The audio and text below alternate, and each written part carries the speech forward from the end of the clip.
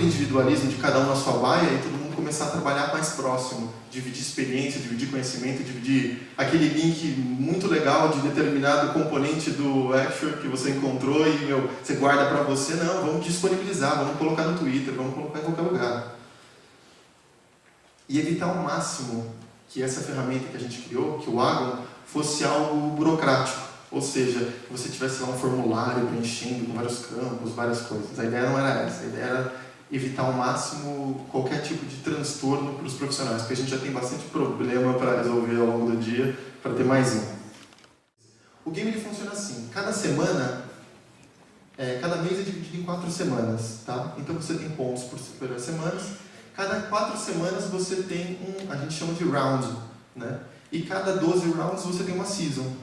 Tá? Então, basicamente, o jogo é esse. É você conseguir trabalhar ganhando seus pontos semana a semana.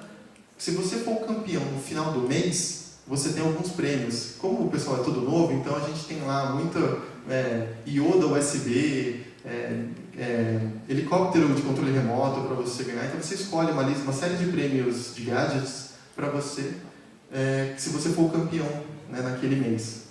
A primeira coisa todo mundo fica pelado no começo de mês, tá? Então você nunca vai ficar pelada mais de um mês, né? Então todo começo de mês todo mundo fica pelado de novo para garantir que você trabalhe.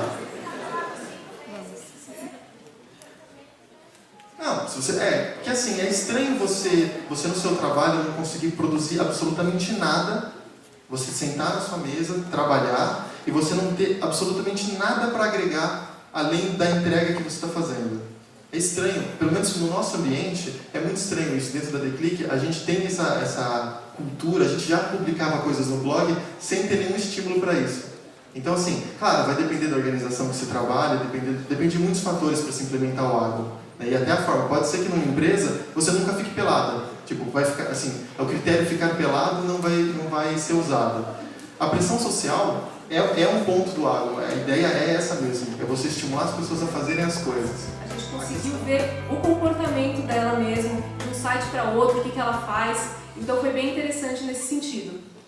E permite fazer um painel com esses dados. Né? Você cria um recorte do que você quer estudar e aí você cria um painel muito rico que você pode fazer várias análises a partir dele.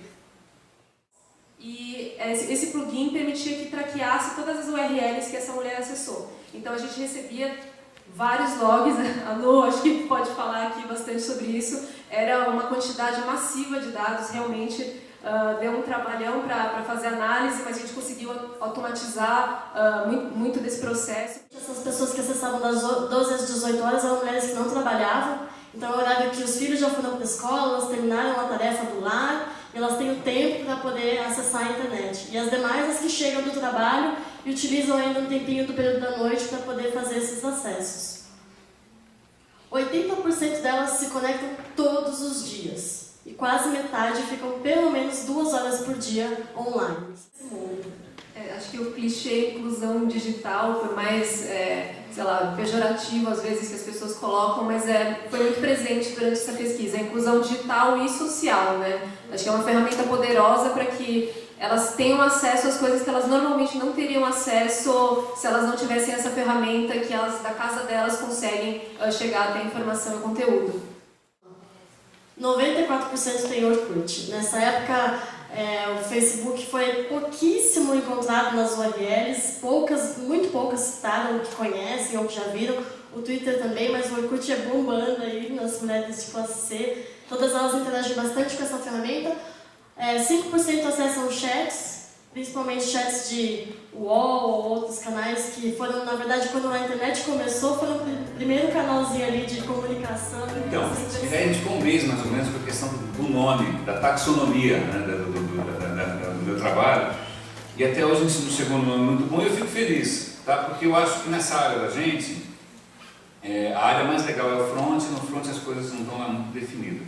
Né? Ainda mais porque, por que a nossa área tem de novo? Faz 15 anos que essa área existe, certo? Então já não é uma coisa tão mais revolucionária assim, a gente está virando old school. Então eu vou compartilhar com vocês, normalmente eu não gosto do PPT, tá? Eu acho que na verdade a suite Office tem um efeito meio pernicioso na vida de todos nós pelo seguinte, A vida de vocês começa em algum projeto que nasceu no PowerPoint, a proposta fica no Word e um dia alguém se demite pelo Excel.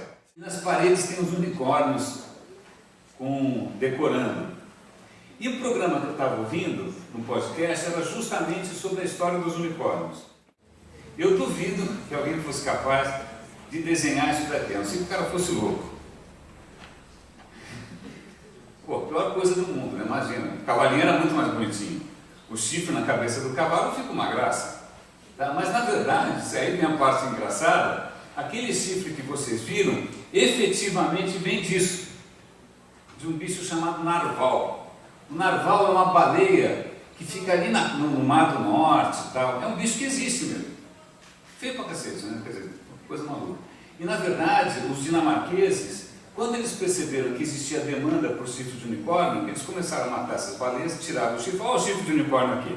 E os caras compravam, era uma beleza. Né? Então, mas por que eu estou contando essa história? Porque para mim é uma coisa pirante que seja muito mais bonito, natural, etc. e tal, o bichinho imaginário do que o bicho real. O bicho real é horrível. O bicho imaginário era muito mais simpático. Isso eu trouxe essas coisas pelo seguinte: para mim tem uma discrepância brutal entre toda vez que a gente fala de interactive e a prática de interactive e o mundo da gente de digital. Todo evento que você vai de digital, todo mundo é lindo, todo mundo tem iPad, todo mundo é geração Y, né? Todo mundo é bacana, todo mundo é feliz e tal. Aí quando você vai ver nos corredores, o mundo é mais ou menos assim, mal ajambrado, uma coisa Frankenstein, né? Uma coisa meio pré-histórica, tudo muito complexo e tal. É por isso que eu trouxe essa história. Eu sei que é um pouco sem pé nem cabeça, mas eu acho que conta muito sobre a gente. Por que a gente fica acreditando em umas coisas meio mágicas? Está aí no narval, se vocês quiserem depois pesquisar um pouco mais a respeito. Vamos ficar com essa história na cabeça entre a discrepância entre aquilo que a gente gosta de acreditar e as coisas como efetivamente são às vezes. A primeira delas, acho que é um pecado original do digital. Porque a gente acha, não, porque o digital permite isso, o digital aquilo, o digital isso, cara, a gente é analógico. Bom, já tem 24 horas, as pessoas funcionam de uma maneira analógica, humana, então não importa se o digital permite 1000 coisas. Por exemplo, digitalmente é possível me mandar 1000 e-mails. Né? Digitalmente é possível ter 1 milhão de seguidores. Humanamente é impossível dar conta dessas coisas. Né? Então a gente tem quando a gente se apaixona pelo digital, a gente fica achando que as coisas digitais são por natureza superiores ao analógico, ou ao humano, ou aquilo que é tradicional. Eu trabalhava numa agência e tinha um cliente grande pra caramba que a relação estava péssima. Aí a gente falou, vai lá resolver. Falou, saco, né? Aí eu cheguei lá, o cara tinha tudo que vocês podem imaginar, o cara era poderoso, estava bem de digital. Aí eu falei, puta, o que eu proponho para esse cara? Eu falei, vamos fazer uma coisa diferente, vamos que saia um pouco do teu esquema. Aí eu fui na lousa, eu gosto de ir na lousa, não posso ver lousa, aliás. Aí eu peguei, fui lá e disse assim, olha, pega essa base aqui de clientes e a gente cruza com essa base aqui das transações e a gente filtra. Aí ele começou a rir e falou, meu, você é um puta carne ingênua. Situação desconfortável, né? Estava lá na frente o cara. Eu falei, por quê? Ele falou, não. Eu falei, pô, isso aqui é simples, faz todo o sentido do mundo. Todo sentido, é fidelização, CRM. Falou o seguinte, aquela base de dados está comigo, a outra base de dados está com o filho da puta da sala do lado, eu quero que ele morra. Faz 6 meses que eu não falo com ele, se você quiser que eu fale com ele, então vai embora daqui. Então você vem para cá com uma proposta que eu consiga resolver sozinho, se der zica ninguém vai ficar sabendo, e se der certo a gente vai ficar bem na foto. É horrível? É, mas é real. É como a vida funciona. Né? A gente que é digital tende a ser meio ingênuo. A gente acha que a mudança por si só, que rompeu o paradigma, ou a tecnologia permite isso, por si só já justifica. Mas às vezes não.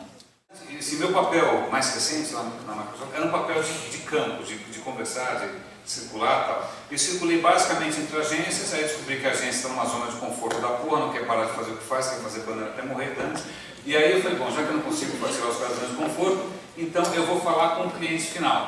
Aí quando você chega no cliente final, tem uma coisa muito curiosa.